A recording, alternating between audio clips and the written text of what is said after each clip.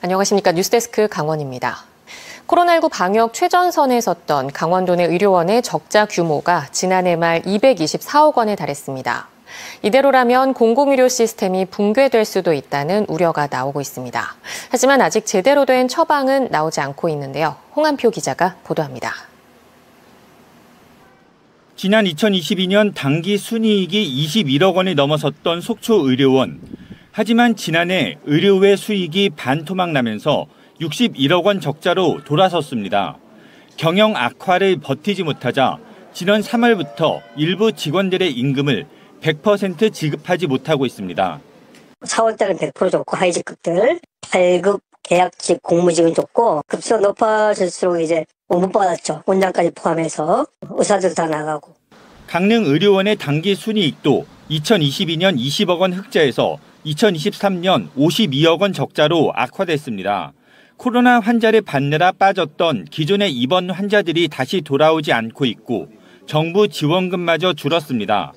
다른 의료원의 적자 상황도 마찬가지여서 삼척 44억 원, 영월 37억 원, 원주 30억 원 등 5개 의료원의 적자 규모가 224억 원에 달하고 있습니다. 공공의료에 위기가 몰아치고 있는 겁니다. 정부는 일단 도내 의료원 5곳에 68억 원의 예산 투입을 결정했지만 지난달 추가 경정 예산안 심의에도 해당 예산은 반영되지 않아 실제 지원받기까지는 상당 시간 걸릴 것으로 보입니다.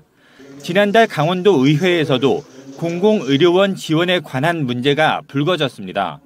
강원 지역 의료원의 경영 악화에 대한 질문을 드렸습니다. 도내 5개 의료원의 부채 합계가 이미 590원을 넘었습니다. 대폭 파격적으로 총 한 50억 정도를 금년에 지원할 계획을 가지고 있었는데 중앙에서 전국적으로 이것을 좀 지원할 계획을 가지고 있어서 잠시 지금 그것을 좀 추이를 보고 있는 중입니다. 보건의료노조 측도 강원도 공공의료 정상화 요구에 나서고 있습니다. 코로나19 이전 대부분 당기 순이익 흑자에서 전담병원 역할 수행 이후 대폭 적자로 돌아섰다며 경영 회복 지원과 임금 체불 대책을 마련하라고 촉구하고 나섰습니다. 2024년도도 마찬가지로 50억을 갖다가 애들이 책정을 해놓고 주지를 않고 있어요. 그러니까 23년도하고 24년도를 갖다가 2년 동안 강원도 5개월을 갖다가 경영 개선 자금을 갖다가 풀지 않고 있는. 공공의료원마저 무너진다면 지역의 의료 체계는 붕괴될 수밖에 없습니다.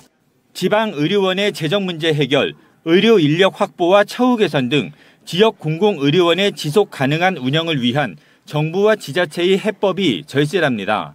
MBC 뉴스 홍한표입니다.